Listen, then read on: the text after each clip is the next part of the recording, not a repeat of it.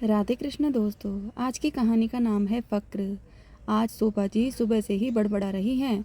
मौज मस्ती करने का बहाना चाहिए बहू को तो। सुबह ही निकल जाती है तैयार होकर, देर रात को वापस आएगी।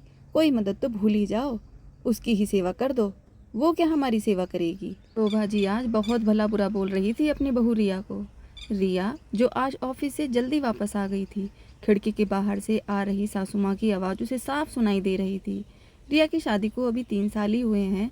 रिया का रिश्ता जब कमलेश के लिए आया था तो शोभा जी बड़ी खुश हुई थी, क्योंकि वह एक बहुत अच्छी नौकरी करती थी। रिया की सैलरी कमलेश से ज़्यादा थी, इसलिए शादी होते ही उसने अपने ऊपर घर की काफ़ी सारी आर्थिक जिम्मेदारियां उठा ली थी। अब ज़्यादा कमाने वाले इंसान के काम करने के घंटे भी तो ज़्यादा ही होते हैं ना। प्रिया का ऑफिस घर से दूर था, तो वह सुबह जल्दी ही घर से निकल जाती थी और वापस आते हुए उसको रात ही हो जाती थी। ऐसी स्थिति में रिया के लिए नौकरी के साथ घर के भी काम करने संभव नहीं थे। इसलिए रिया ने अपनी सासू माँ की मदद के लिए एक काम वाली भी लगवा दी थी, जो कि घर की सफाई करती और बर्तन धोकर जाती थी।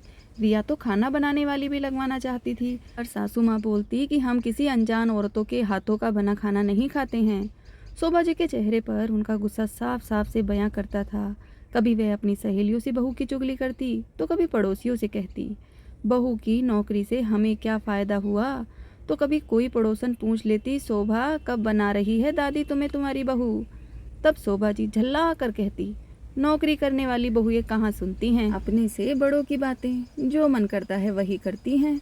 क्योंकि रिया ने अपनी सासू माँ से बातों ही बातों में कह दिया था कि वह शादी के 3 साल बाद ही बच्चों के बारे में सोच सकती है, क्योंकि वह चाहती है बड़ी पोस्ट पर आने के बाद ही वह बच्चा करे। आज रिया ने जब अपनी सासू माँ की बातों को सुना तो उसे उनकी सोच पर शर्म आ रही थी। उसने तय किया कि आज वह सासू माँ से बात करके ही रहेगी। रात को खाने के बाद टेबल पर ही रिया ने कहा, मम्मी जी, आपको ऐसा लगता होगा कि मेरे नौकरी करने की वजह से आपको घर के काम करने पड़ते हैं।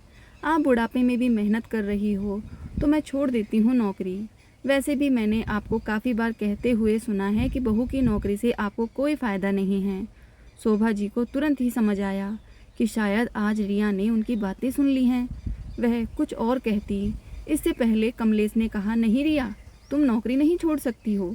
हमारे होने वाले नए घर की लोन की किस्त तो तुम्हारी सैलरी से ही जाती है ना। किसने कह दिया कि तुम्हारी नौकरी का फ़ायदा हमें नहीं है। रिया चुप थी। तभी उसके ससुर जी बोले, बहू, आज के ज़माने में पैसा कमाना बहुत कठिन है। घर का काम तो नौकर भी कर देंगे। तुम नौकरी मत छोड़ना किसी के भी कहने में आकर। मुझे तो तुम पर बहुत फ़क्र है। शोभा जी चुप थी। आज शायद उन्हें समझ आ गया था कि बहू की नौकरी से उन्हें क्या फ़ायदा है। रिया को यह सुनकर बहुत अच्छा लगा कि उसके ससुर जी बोले कि उन्हें रिया पर फ़क्र है। धन्यवाद दोस्तों। आपको कहानी कैसी लगी कमेंट में ज़रूर बताएं। मिलते हैं दूसरी कहानी में।